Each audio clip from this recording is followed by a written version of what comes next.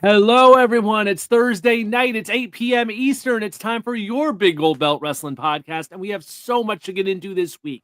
We have a show happening in Saudi Arabia that I think people have had very strong feelings on this week and whether it should even be happening. So we're going to get into that. We'll talk about the card at Night of Champions. We'll talk about the Cena Pipebomb, pretty much everything Night of Champions to kick off the show, since it is quite the whirlwind of stuff happening in that part of the world as we speak. Blake Monroe has feelings on how her time at AEW went, and damn if people are not happy about it. Some folks have strong feelings about that too. We'll get into that, and who knows what else, folks. Get ready. Your Big Gold Belt Wrestling podcast starts right now. Big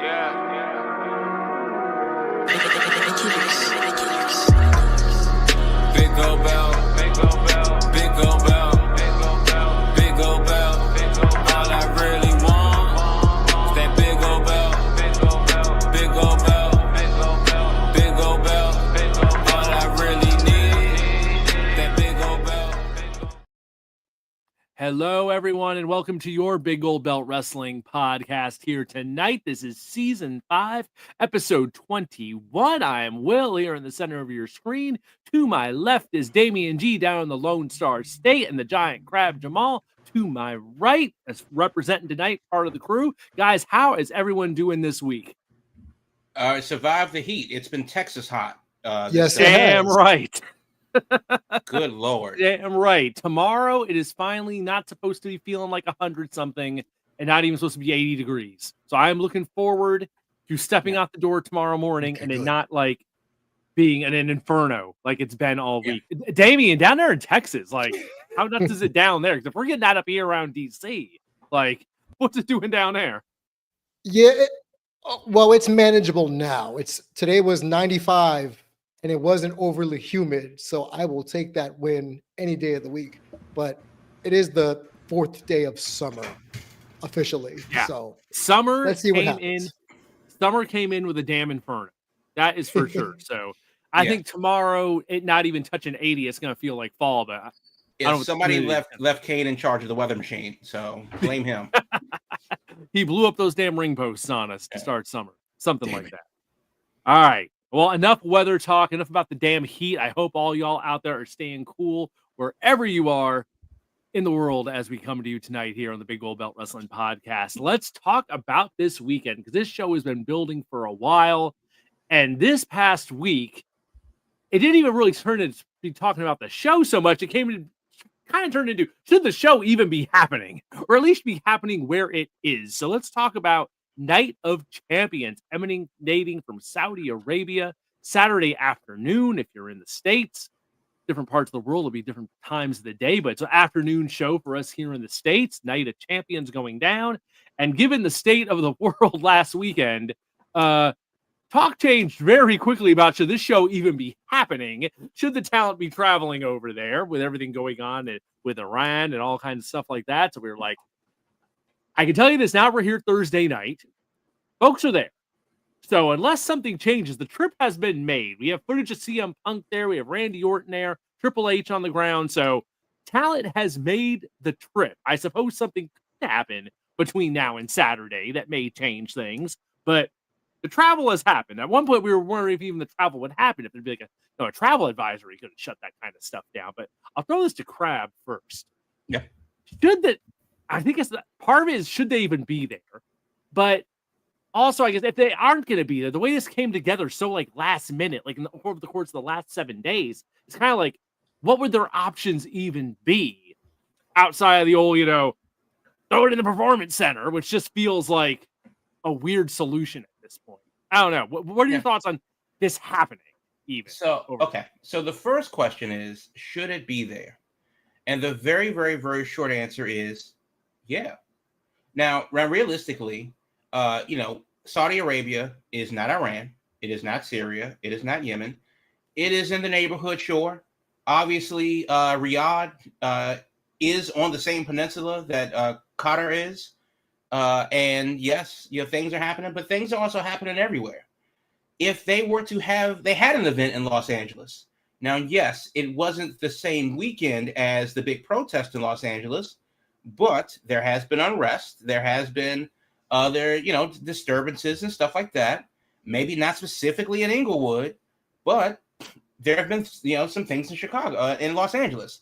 I said Chicago erroneously, but shit happens in Chicago, in Philadelphia, in Baltimore, in Atlanta. I mean, and full stop. America is one of the most dangerous countries in the world. Like period, point blank period. I don't care where you are in the country. America is one of the most dangerous countries in the world to be in right now for a number of different reasons.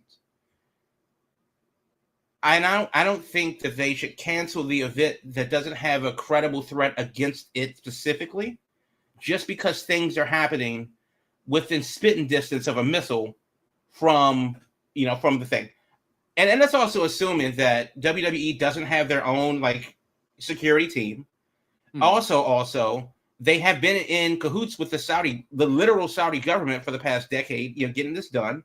I think that if anybody were to not be spooked by ongoing affairs of their neighbors, it would be the Saudi government that would want to show, not necessarily show a force, but the fact that, listen, they're over there and we're over here. Yes, we can see it. Don't look up, because that's not a comet, it's a missile. But also, we can secure our country, we can secure our borders, and even though it is close, we will handle those things as they arise. But honestly, unless you know something that I haven't heard, I'm not hearing about a threat against the country or the city or the show specifically. And if that's really the case, where you're going to be very, very, very nervous about it, and I guarantee this is the short answer, then cancel everything.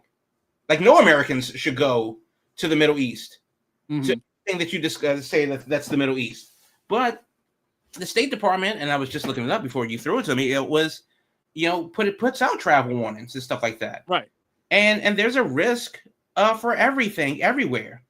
There was a bombing at an Ariana Grande concert in Manchester, England. That's a thing that does not happen there, and yet that's where it was. There was a Taylor Swift concert where somebody tried to get in with a bomb somewhere in Europe. I want to say France or something like that. And obviously you don't want to turn a blind eye, well, things are going to happen. So, but also, realistically, you can't, there's enough to be afraid of, but you can't be inundated by that fear to do anything because of something may happen. So, because if that were the case, shut down downtown Dallas. There's literally a giant X in the middle of the street that people lay in because somebody got shot on November 22nd, 1963. Google it, kids. So, things happen. Things will happen. Obviously, the best thing that you can do every time you walk outside the door for you and your loved ones and your pets and everything that you hold dear is to say, I love you and wish them luck. Because the world itself is a dangerous place. And that's real. I mean, Will, you got kids, I have a PlayStation, and every time I step off the door, I look at my PlayStation and go, I love you, and close it gently because, I don't know what's going to happen on the streets of DC where shit happens constantly. Might not get back to pick up that controller again. You never do. Exactly. And that's just what it is. So it's not in a quiet defiance that they're doing the show. They're literally legally tied to it. So let's not pretend that WWE gives a good goddamn about their employees' safety. It's a PR nightmare if something happened. Because remember the last PR nightmare they had where they couldn't get out of Saudi Arabia? Right. Trapped on the tarmac. Literally on the tarmac. Yeah. Mechanical issues. Wink, wink, nudge, nudge, gun to the elbow. So I'm just saying, if nothing happens, it will still be the third least eventful trip that they've had over there. That's the good point. Damian, should a bunch of wrestlers been thrown on a plane to travel to Saudi Arabia, given the state of that part of the world this week?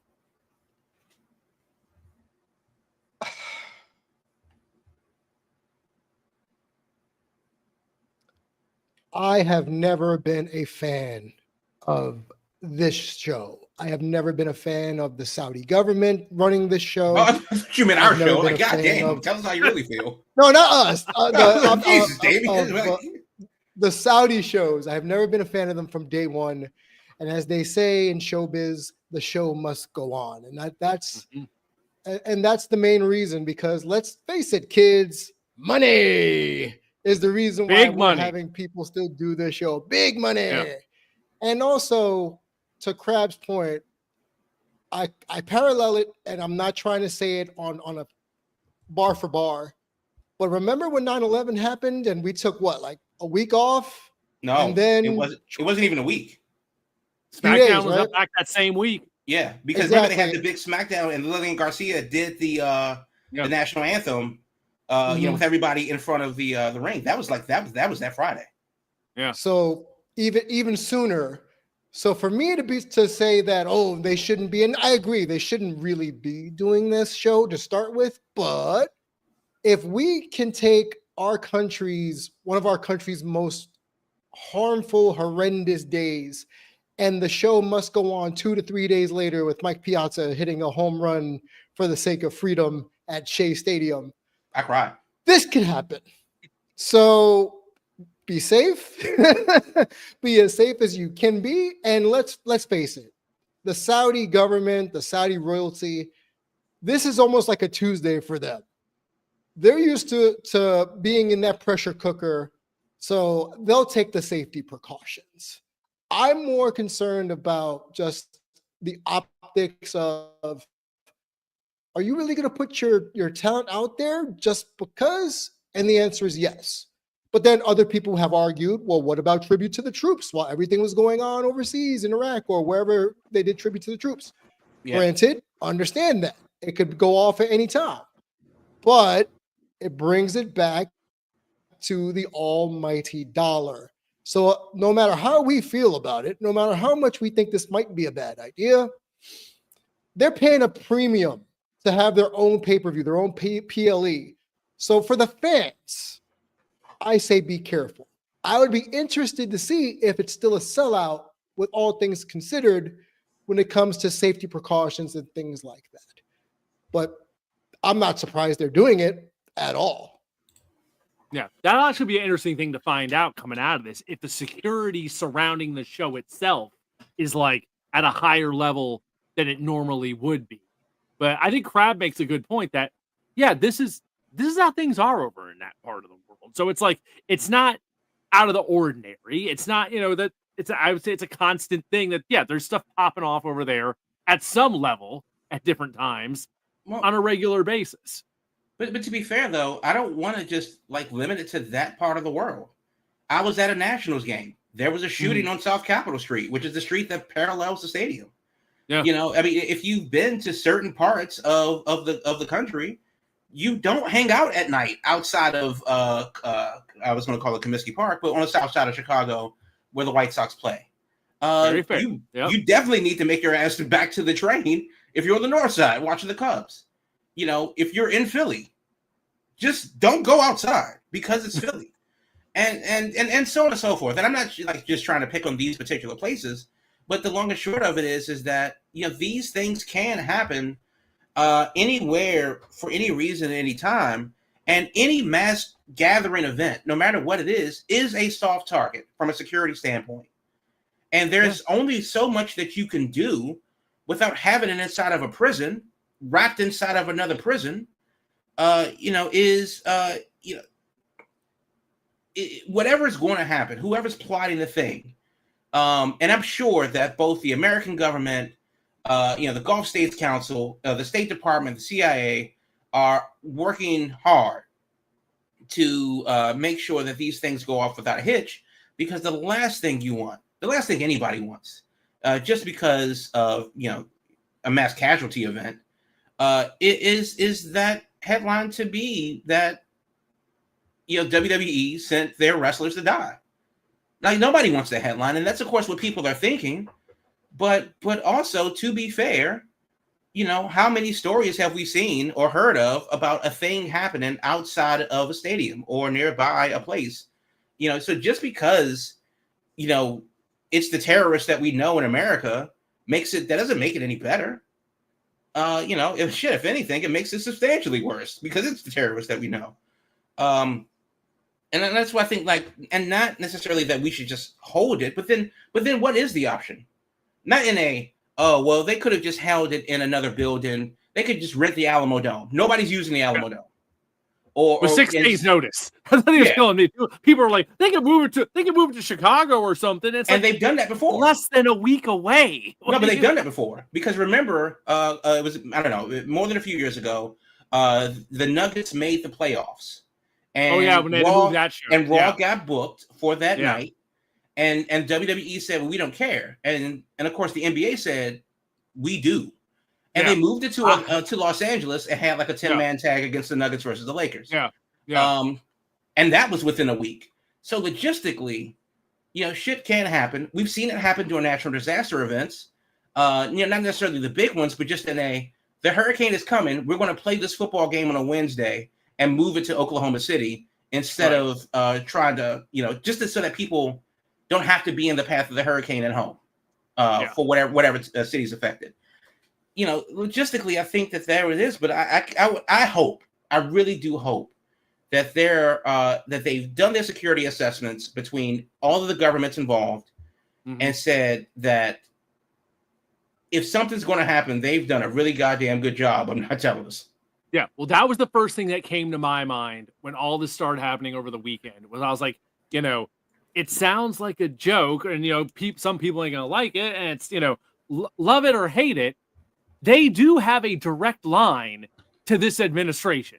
And I'm sure there were some calls made to be like, okay, is it okay for us to go? What's the deal? What are you seeing over there? Blah, blah, blah. And I'm sure some calls were made because Lord knows they have unprecedented access to the people in charge of this shit. I joked about John Cena going over there with a military escort. Hell, it may be happening. Who knows? It is what it is. So I'm sure there were calls that were made this week. I have no doubt in my mind. Because hell, when you have that as an option right in front of you, why wouldn't you? Right. And also like logistically, not just approving everybody to come over because of the visa situation and stuff like that. But let's just take it out of wrestling, for example. They're having World Cup qualifiers because the thing is going to happen next year. Should certain countries not be allowed to participate in World Cup events because of their perceived standing in the world? Doesn't even matter what country it is, but it's just because that they're making the news for bad reasons. We're gonna, we're not. You can't play soccer with us. No, that sounds insane. The insert country X national team has nothing to do with the safety and security of fans involved in that stadium when they play their soccer ball game. And I think that this is kind of the same thing. It is Riyadh season. And I don't know about you guys. I've been to the Emirates. I've been to Dubai. And I know that Dubai and Saudi Arabia are not the same thing, but it's very similar. They, one's a more progressive cousin, and that's in Dubai. It's not a game. If you, there are several websites that tell you how to conduct yourself in the country of the UAE. And in my experience, it's pretty laid out as how to be a good tourist over there. So if they have that for that, then surely they have other things because they know that their neighbors are, may kick off the ruckus at some point. But realistically, and I'll just leave it at this: if you're not going to have it in Saudi Arabia, then never have an event in El Paso, Texas, because the cartel is going to shut the event down. Right.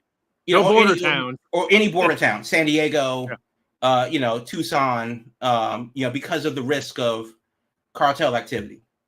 But of course, that's not entirely accurate. There you go. All right, let's move on to the actual show itself. Now we've gotten over the whole should it happen or not, since that was such a big talk this week. Let's look at the actual card for Night of Champions. Since this is a interesting lineup. Some things have changed over the week on this, but I'll run this down really quick from the top. So we have the finals of the King of the Ring and Queen of the Ring tournaments. We have Randy Orton and Cody Rhodes as the King of the Ring final. We have Asuka and Jade Cargill as the Queen of the Ring final on the two. Heck, before we go any further, let's talk about those. Let's kind of go through this as we go through it. King of the Ring and Queen of the Ring predictions. We got the men's one to me is like, okay, we have two very big names in here. We have Legacy exploding if we want to take it back over a decade here with Randy and Cody. And then on the women's side, we have freshly returning Asuka against Jade Cargill, who's also, since WrestleMania, kind of definitely been an upward trajectory with things. Damian, who you feeling here for King and Queen? King, I will hedge my bet to Cody, just because I can't picture Cody going to Saudi Arabia and losing. Randy did King of the Ring last year in the finals and he lost, so he's used to it. So that's no big deal unless this sets up Randy's heel turn, his inevitable heel turn when Cody wins. That's right. Let me add real quick. Both of these are for title shots at SummerSlam. I forget that's how they do it now. So SummerSlam title shots on the line also. All right, go ahead. For the women, I would have sworn Jade was going to win this, no problem. Because again, we're setting up this whole potential feud where Naomi cashes in on a champion, maybe after Jade wins it in SummerSlam, and then Naomi cashes in on her, and and away we go. But I'm really interested to see not if Jade wins, but how Jade wins if she does.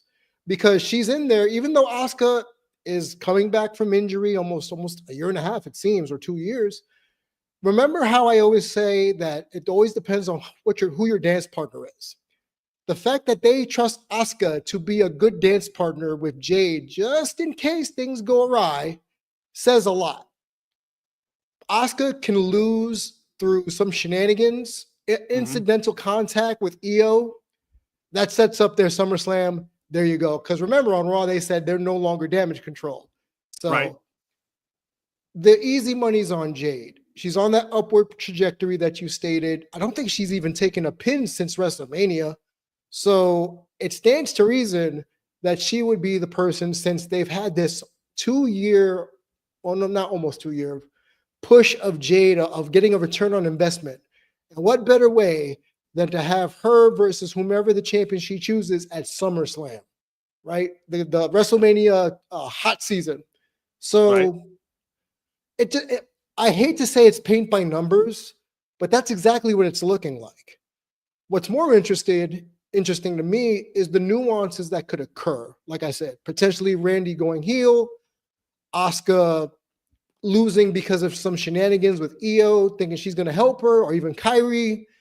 And then that sets up Io versus Asuka for SummerSlam. But that's how I'm viewing it. It's pretty paint by numbers.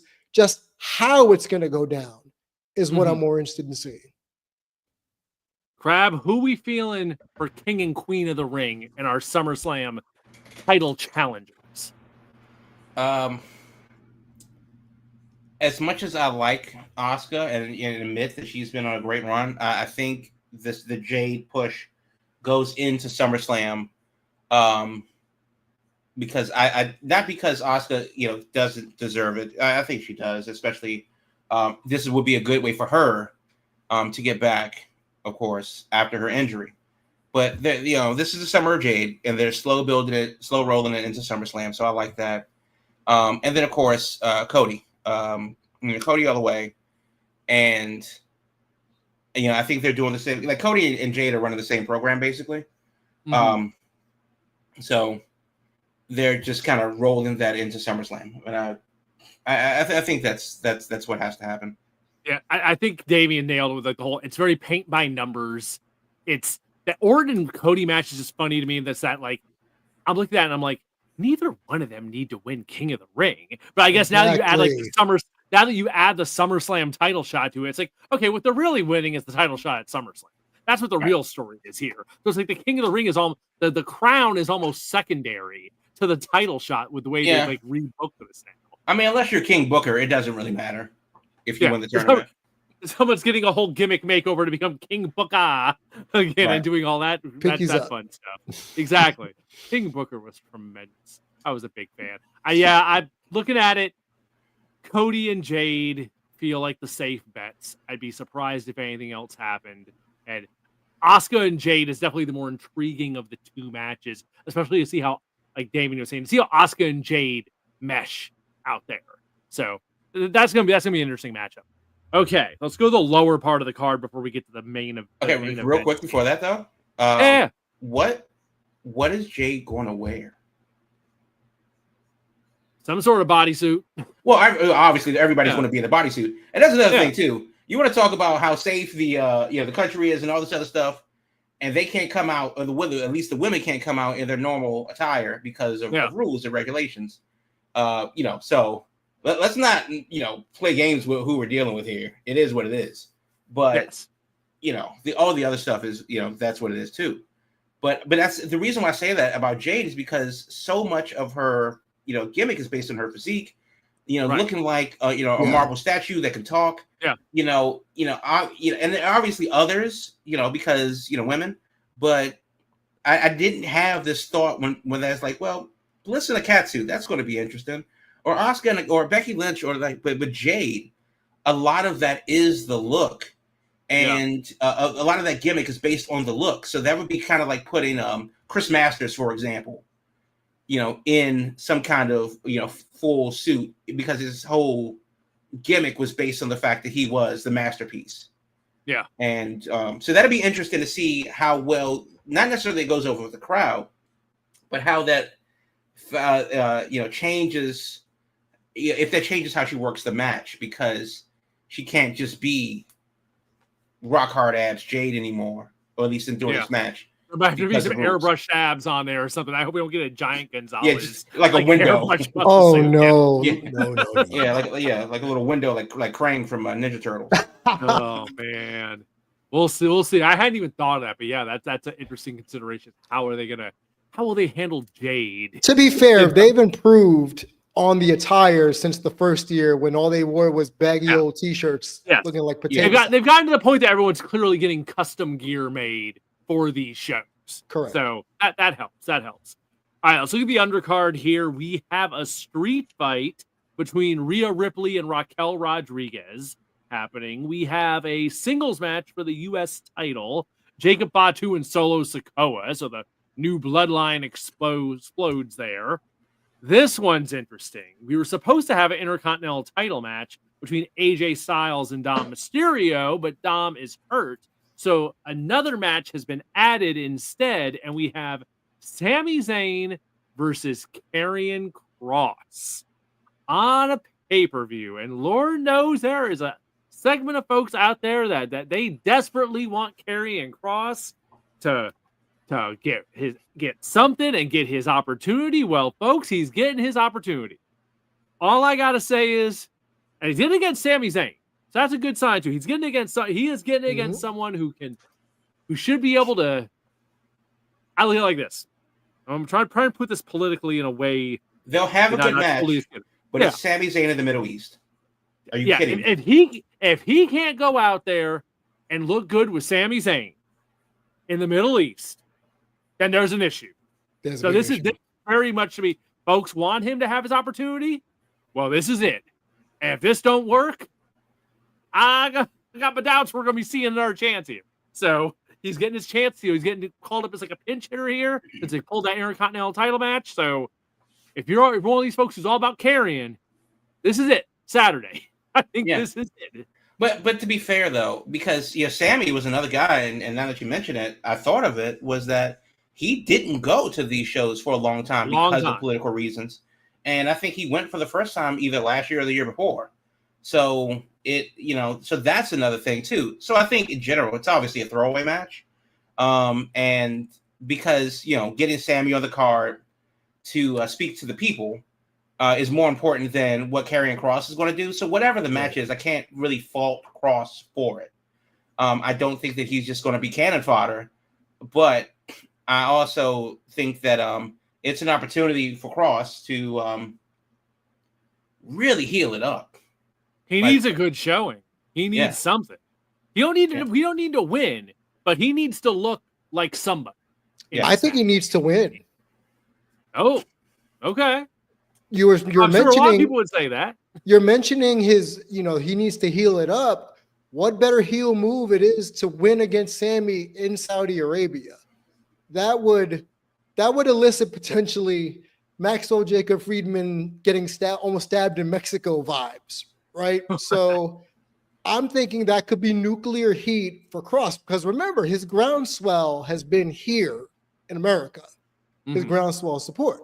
So we don't even know if they're going to pop for Kross like they would have probably here in the States. But the best way for him to get over as a heel is to cheat to beat Sami Zayn in Saudi Arabia. And then that's his W. Because as both of you know, I've never been a cross guy. This is sink or swim. If you, like you said, well, if he can't have a good match with Sami in Saudi Arabia, you are the problem, sir. It doesn't matter how much your Pantene hair flips work. It doesn't matter how much groundswell support you get. It doesn't matter if you're writing a horror movie book or what have you. Your wrestling career might be done after that.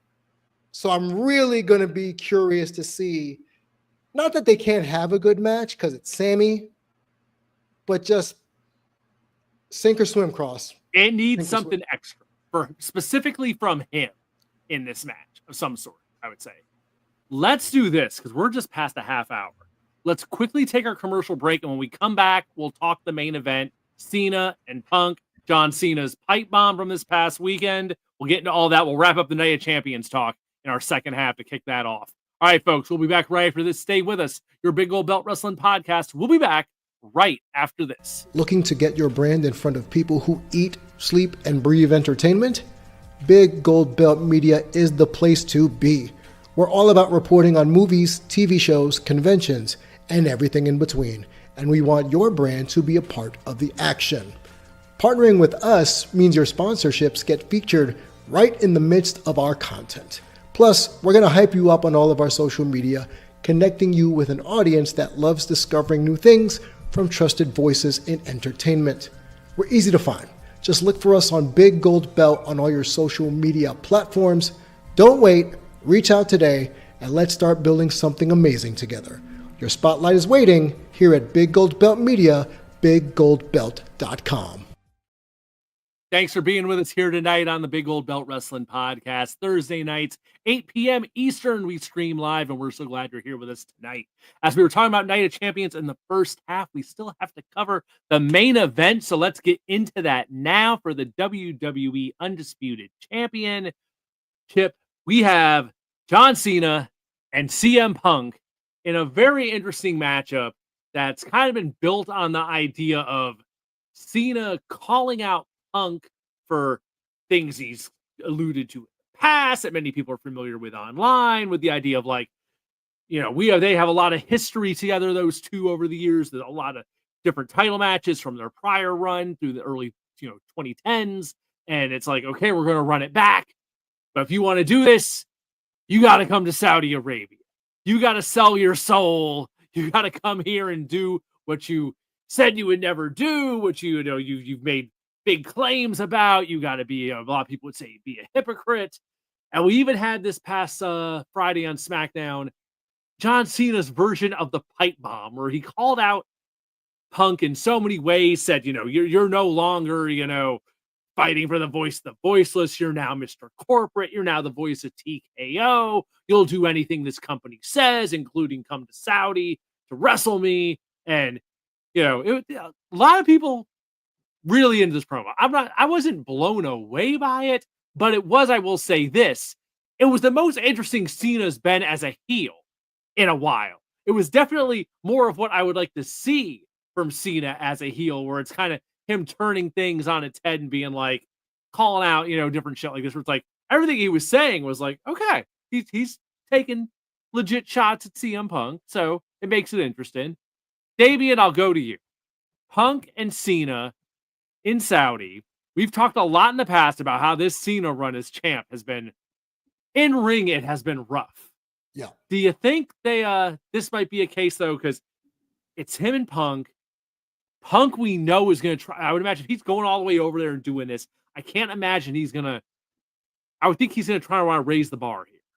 And given their history, I would hope it's going to be a bit more than what we've seen, but who knows? Do you think we'll get more out of Punk and Cena this time around?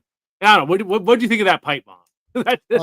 On first SmackDown? off, it wasn't a pipe bomb in my estimation. It was barely a firecracker. If it wasn't for the fact that he mentioned Matt Cardona, Claudio Castagnoli, etc., it wouldn't have mattered. What even real names? and the reason why people call it the pipe bomb, because it included Ron Killings in it prior to the actual promo, just like many a year ago when the roles were reversed, when Cena got put through the table. But this time, Punk's lying there. By the way, him playing dead in that table was hilarious because I'm thinking, Good, like really, 5 Phil, minutes. you really gotta like be like like that for the entire promo. But overall, I think to your point, Will, this Cena run has been meh up to this point. And if this is the way he comes back to be the quote unquote cool heel by dropping kayfabe, breaking kayfabe, as it were, then I'm all for seeing where it goes. But when it comes to back between the ropes, this isn't going to be Cena Punk 2011 or Cena Punk 2012 on Raw when they busted out the pile driver. Mm-hmm. I'm expecting slow paced, methodical, pretty much a brawl.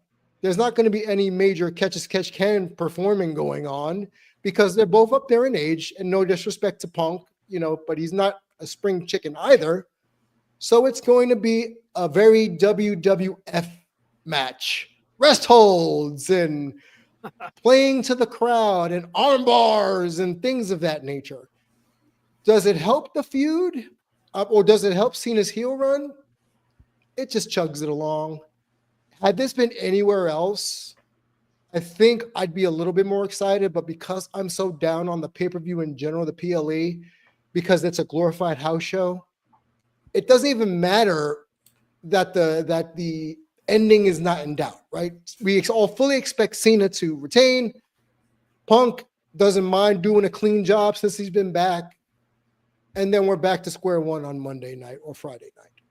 So it's going to be slow, methodical. I give it 12 minutes maybe before they both start ramping it up.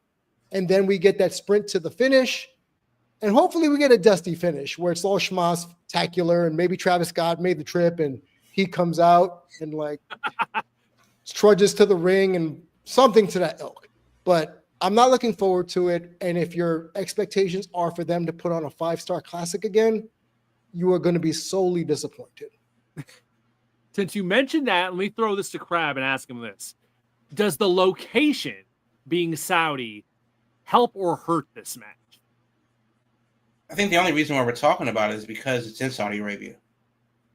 I mean, that's the first thing they went with on it was the whole, playing off the tweet, the whole him going after the Miz back in the day.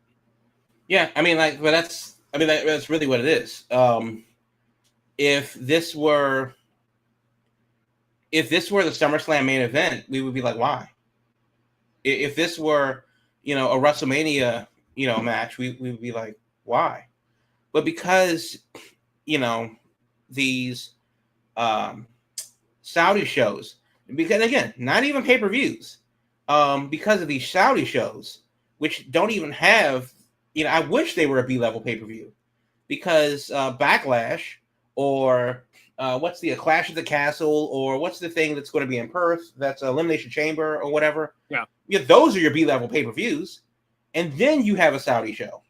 Yeah. Now, to be fair, the Saudis have been saying that you gave us our own show, but realistically, we want something with a little bit more heft to it. We want something with a little bit more weight to it. We want WrestleMania in Saudi Arabia. No, we're not doing that. We're going to be in Vegas for a couple of years. But what we can do is give you the Royal Rumble. What we can do is include you in the part of Cena's final run. What we can do is give you, the Undertaker, or and that's why they do it. So yeah, that's what it is. Also, even though Cena's promo, because I refuse to call it a pipe bomb, especially as it's relevant to Saudi Arabia, even though Cena's promo was fine, you can't tell me that it was impactful, as the first thing was that he's obviously copying. Now, if he leaned into it and said like, "Hey, I'm going to steal your bit and do the thing and do it better," and he kind of did that towards the end, then that's one thing. But as far as the other side of that goes, people are like, "Oh my God, this is the greatest promo that Cena's ever cut."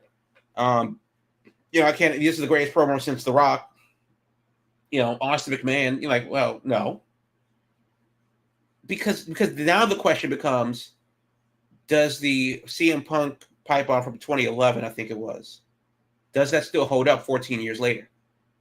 And if the answer is yes, then Cena's still number 2. If the answer is no, then it's been 15 years. So very different times. Yeah, I mean, it was a different time. And to be fair, Punk at that time did represent a little bit of a motley crew of characters that were anti-establishment and all this other stuff too. Cena will never be that guy.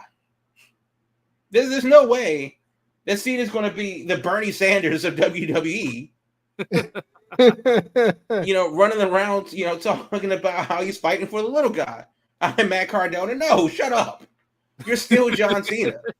I'm going to name a bunch of people who aren't even here that I can't help out. Right. So you're either going to be the prototype, or you're going to do whatever McMahon says, and he's going to make you a star, and eventually you'll get over. Because John Cena had the same career that Roman Reigns had. The only difference is that the fans like Cena more earlier. But yeah, so like this whole tweener heel thing, which is kind of what I thought he was going to do when we saw the original promo way back in January, where you started to talk to the fans. I think it was the first Netflix show or something. Yeah. Then it was like, well, what is this? Because he's not exactly saying heel things. Right. He's just telling the fans what they don't want to hear. That just means fans are spoiled on the title, which they are. And I can't call him a heel for that. Well, we know that Punk's a politician backstage. We know that he's right up there with Triple H and Dr. Britt Baker as, go ahead. And the part that kills me about that is so many people are like, that's the big thing. So many people are like making a big deal about CM Punk's a hypocrite. He's doing this. And like, I'm no huge fan of CM Punk, but goddamn, name me a wrestler that isn't. Exactly. It's like, why are we acting like he's doing something so, oh my God, this is heinous. I can't believe this is so just unacceptable. It's just, I'm so disappointed in him. It's like, he's a pro wrestler at the end of his damn career in his 40s, and he's doing whatever he's got to do to get paid. That's what all these damn guys do. So you know what this reminds me of? So we had Cena versus The Rock, and Cena and of course Cena said, to The Rock, I'm still here because you abandoned us. Mm-hmm. And then Cena started doing movies. And then Roman Reigns said, I'm still here because you abandoned us. And then Roman Reigns is in Fast and Furious, and he's going to be in the new Street Fighter movie. Yep. And we'll talk about that a little later. Yeah, I was going to say, we'll talk about that later. Yeah, we'll talk about that a little later. So even if this is the pipe bomb and whatever, and you can like Cena's promo for what it is, but because it's coming from him, I don't believe him. If it were coming from a source, if it came from R-Truth, that said that guys like me are stuck being gimmicks because of guys like you kissing ass, and cutting the line. If he were to say what we all speculate, that Triple H married into the business, if he said, if a guy like R-Truth said that, then I would be like, oh shit, we got something here. It's got a lot more weight. It has a lot more weight to it because of what it is. But Cena, Orton, Punk now, Cody, they can't come out here and say that I tried, but you're holding the business down, by being a politician backstage and doing things, and you're well, yeah, but you did the exact same thing, and you're literally having and the company gifted you a 12-month long retirement tour. Yeah, like how many times have we seen that before? So, because of the hypocrisy of it all, the two people in the ring, it's kind of like, okay, sure. No, Night of Champions. Thank God it comes on at 1:00. Yeah, early. Go afternoons on a Saturday. That's the upside. That is the upside. All right. So that brings up another question really fast. Yeah. We're going to be in July shortly. Cena's goodbye tour is going to be more than halfway done. Is it still the D+F that a lot of people are making it out to be since Mania? because after those preliminary promos, when he first turned heel after Elimination Chamber, it's been a steady decline. And even with this quote unquote pipe bomb, has his final year been lackluster? This pipe bomb was the best spark we've had in a long time of something. I think the big issue is I don't think no one's looking to boo John Cena on his retirement tour. At this point, people, they want to see him come out, do the greatest hits, wave to the crowd, go buy the custom merch for the city he's in, since it's getting new t-shirts for every city. That's what people want. So at this point, I'm figuring, like, wrap this up, change directions, let him go out the rest of the thing as a face and just, high five people. And I don't know. What are we even doing at this point? Here's the problem is a year is a year. Yeah. And even though it's 40 dates or whatever it is and all that good stuff too, it's still a year. Yeah. And that's also the thing about Cena turning heel, to piggyback off what you guys are saying, is it's hard for me to take you seriously as a guy that I'm supposed to not like when I don't hate you and you're going away. So you can't be a lame duck heel. You can't be, you guys suck. Also, I'm leaving, so it doesn't matter if you boo. And then the second part of it is that if he is a heel, then he can't be, he can't be the anti-CM Punk because of the fact of who he is. And again, there's a bunch of guys that can't cut that promo, and it has the same weight. So, I do think obviously they've had to pivot, and they've really dragged this thing, but also, okay, I mean, I think the real thing is that, and correct me if I'm wrong, I think that WWE is in the business of booking moments because the crowd doesn't respond to storytelling as we grew up with wrestling. I think the crowd with a shorter attention span, the TikTok generation, whatever the factor is, doesn't have the appetite for long-term storytelling in the case of a promo being 3 months or something like that, or a program being 3 months, somewhere along those lines. They're booking moment to moment. And if that moment is SummerSlam, that's really what we're waiting for. If that moment after that is, Survivor Series, and that's just the moments that we know. And of course, you can fill those blanks in between June 26th today and SummerSlam in early August. How many more moments is that? That's what, 6 weeks? So, and he's only going to work 2 of those shows out of 6 because of dates. So that's like where 17 days or something at this point. Yeah, 17 dates. Yeah. So I think really what it is that they're just like going from moment to moment. And if you're looking at it from a storytelling, like what's the story here? He doesn't like coming out of this weekend. It could very well be clear that SummerSlam is Cody and Cena running it back. We run back WrestleMania at SummerSlam. Cody wins King of the Ring. Cena gets by Punk, and maybe they wrap up this Cena thing there. I don't know. So you're saying they might not even make it to December, or it doesn't. They wrap up the title reign, and then he does like his just greatest hits run for the past, for the remaining months. Or something, or he beats Cody and turns face. I don't know, something. It needs something else because just doing this for the rest of the year. Yeah, it's so. I don't think they can drag it out that long. I agree with SummerSlam. you. I think they got to change something at SummerSlam. I said it before, and I said it way back in January. Cena walks out with the title. Cena walks out with the title. They unify the vacant belt and the bloodline belt, and go from there. Start the new year essentially with a reset at the top. Yep. Hell, I mean, whether they get a new belt, they bring back the Winged Eagle. I don't know what they do, but I really think that was the thing that made sense to me months ago, and it's just ever apparent that they seem to be doing that, because realistically, has there been a program that Cena's been in over the past 6 months that made you go, this isn't going to go well for him? Yeah. I mean, like realistically, no matter what it was. We're just on the road checking off the dates is what we've been doing. That's the greatest hits you were talking about, Will. That's what we're doing right now. We had an Orton match. We had an R-Truth match. We're getting a Punk match. We're going to get all the people that everybody wants to see Cena wrestle one last time. And then that's it.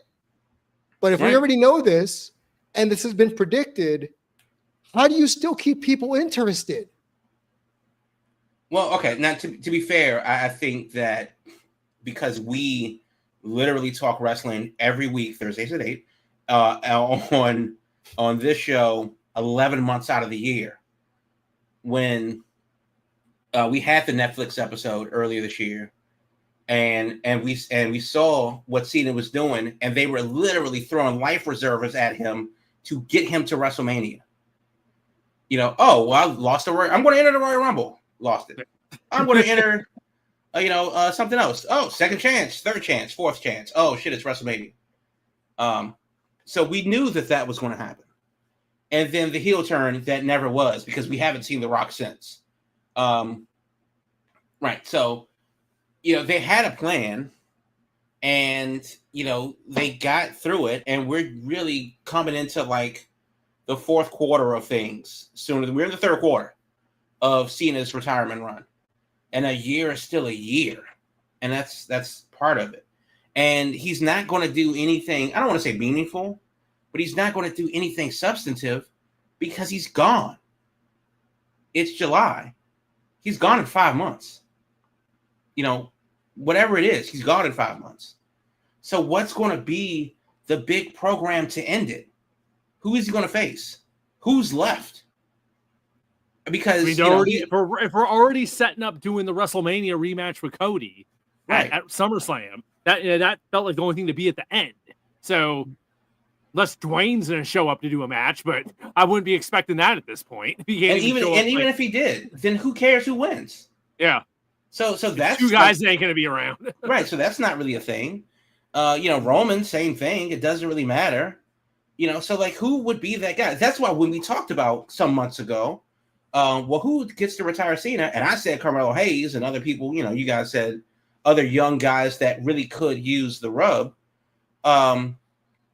Realistically, either, and which is what I think is more likely to happen, he retires with the belt around his waist and he walks off, or, the young guy gets the ultimate rub. And I don't see that latter happening. So since I really truly believe, and I will be shocked if Cena loses the belt anytime between now and December, but I just think that's what it's going to be. And we're going to have these moments with Cena, and that's really all we've had. No match has been amazing, but it's been these moments that have come through, whether it's R-Truth getting over by himself, or the Cody match, or the Punk match, whatever that looks like. Him versus Orton, short of Triple H getting into the ring for Cena one last time, short of Batista coming back for one last match, this is it. This is the greatest hits thing that we're in, and they'll probably save the very last promo, which will probably be after Survivor Series, before the end of his show, end of his run in December, for that. So that's really what we get into. We're just trying to get to that moment in November where he only has 4 dates left. Yeah. But truly, this is it. We are in the home stretch. Right. All right. Speaking of home stretch, we are down to our final minutes. I think I want to change things up here. We don't need to talk about this Blake Monroe thing. I don't think, because people are being ridiculous about her comments. And if someone's experiences are that, then let their experiences be valid. That's all I'm going to say about that. She can't have an opinion, damn it. Let's not do that. Let's talk about entertainment. Let's talk about Street Fighter. Man. Stuff and what's going on this weekend. Let's get into the movies, comics, and more part of Big Gold Belt Media, because Street Fighter is coming, and this cast is getting interesting. And now we have a wrestling tie-in, because we have a tribal chief that is going to be a demon. This is getting very interesting now. Who wants to take this? Who wants to take this? So, let me see what the movie's coming out. So, Roman Reigns, Jason Momoa, and now 50 Cent. It has been announced as being a part of the project as well. I don't get it, but But yeah, it seems to be a movie that's coming out next year. And Roman Reigns playing Akuma. If you've ever played Street Fighter, he's one of the original big bad bosses. I think that they're either going for this is so insane, bananas, batshit crazy that it's going to have to be fun, Right. or it's going to be so insanely serious that this is going to be a 2-hour slog. I'm not sure where the movie's going to fall, because you do have these, super natural players that can shoot energy waves from their fists and stuff like that. I don't know how real that's going to be. Is Jason Momoa going to electrocute people as Blanca? Come on, he has to turn into a ball and fly into them. Fling himself, yeah. Yeah, but I who knows what that's going to look like? But 2026 is when it comes out, and Sony's producing the damn thing. I don't know. I don't know. This is going to be interesting. When I saw 50 Cent as Balrog today, I was just like, oh, this is getting very out of left field now. That was before they announced Roman Reigns as Akuma. So it really feels out like they could be throwing anybody out there. Oh, they are. I just saw a tweet during our broadcast that one Andrew Schultz is going to be cast as Dan Hibiki.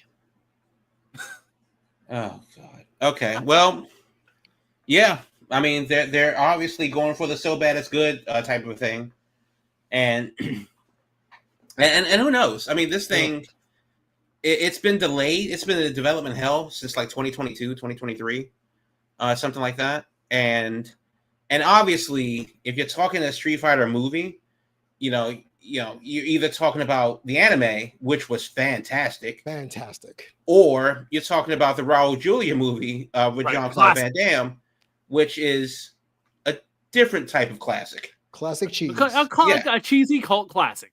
It is a cheesy cult classic. So, and that's the thing, and just to tie it in, much like Cena's pipe bomb, when you try to be intentionally provocative, you come out almost as the opposite. And who knows how long this will be. And that's also a thing too. We haven't seen what anybody looks like. They haven't started filming or anything like that. So if this thing is just in development, so if they're shooting for 2026, then something's going to have to happen sooner than later. So we haven't, no word on what the story looks like or anything like that. But I don't know if and I love Street Fighter. I mean, I've been playing it for 30 years, but it is kind of a thing where you just go, there's an actual story there that they can do a movie around. Absolutely. Nobody really cares about that, and they just want to see shit blow up. So they just want to see the characters brought to life and some fights happen, and story be damned. Is kind of the impression I get. Because everyone just essentially wants the characters brought to life, see how they look, see them fight each other, and story. That was essentially the last Mortal Kombat movie. Yeah. If you've seen the last Mortal Kombat movie, there is no tournament. They're just fighting. That's it. They're just fighting. So I'll say this. As like Crab, I am a big Street Fighter fan. I'm a fighting game fan. When I saw this cast, I thought it was going to be animated. And then I saw it was live action. And the first thing that came to my mind is, are they going to give them jobs like in the 1994 Street Fighter movie where, Chun-Li's a reporter, Balrog is a cameraman, Sagat's an arms dealer?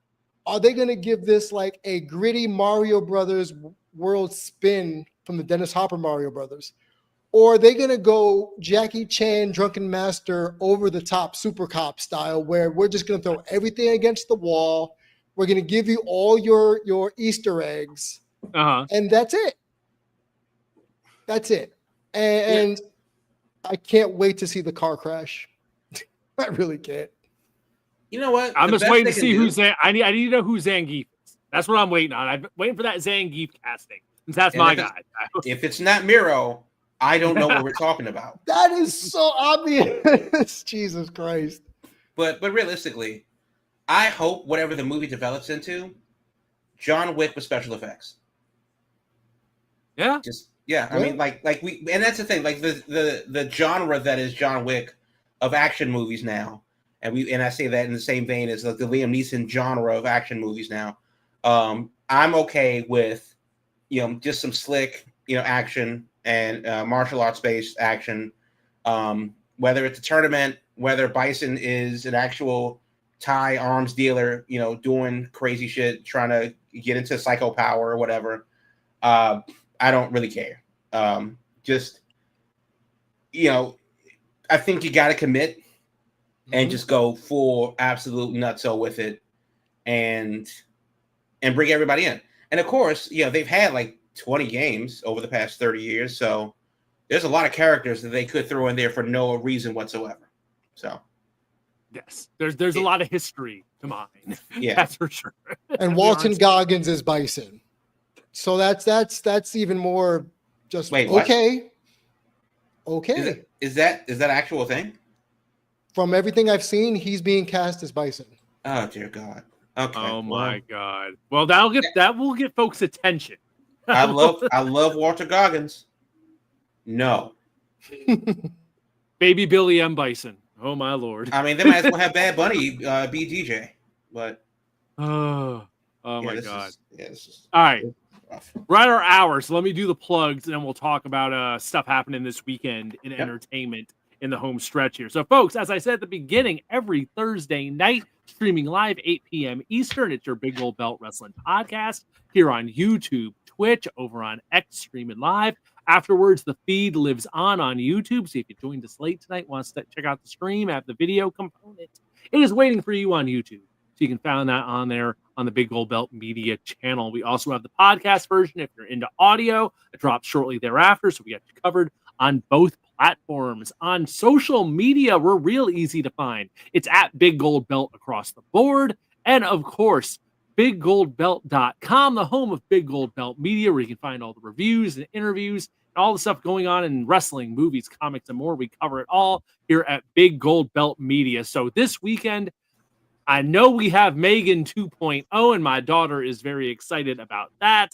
What else we got happening this weekend? I'm not sure if we're going to get out to it because we got stuff happening this weekend, but my daughter is very excited for Megan.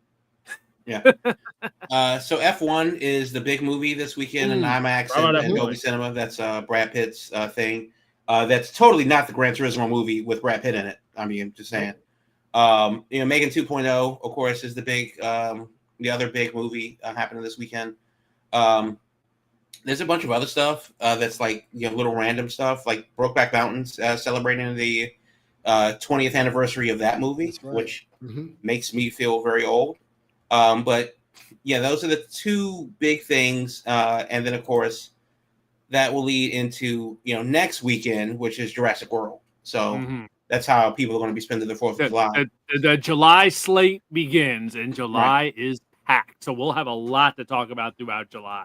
Like you said, Jurassic World is just the beginning of that. So, all right, folks, if you want to watch Night of Champions this weekend, there's that for you. There's movies to watch, all kinds of good stuff. And we will be back next Thursday. Also, real quick, because it's happening live, if you are checking out AEW Collision, it is right now. So that's right. Nights this week. Yeah, it's on Thursday night this week. So it's actually happening right now. So if you forgot about it, if you missed it, you can run that back on your DVR or PVR. But yeah, AEW Collision is on right now. There you go. Plenty of things happening at all times. We try to stay on top of it here at Big Gold Belt Media. So, in the meantime, we'll be back next Thursday night, 8 p.m. Eastern, streaming live. Hit that subscribe button to be notified and all that good stuff. Until then, see some wrestling this weekend or not. If you're not in the Night of Champions, you can go see F1 instead or go see Megan 2.0. You got plenty of options. We'll be back next Thursday to talk about all of it. Until then, stay safe, and we will talk to you later. All I really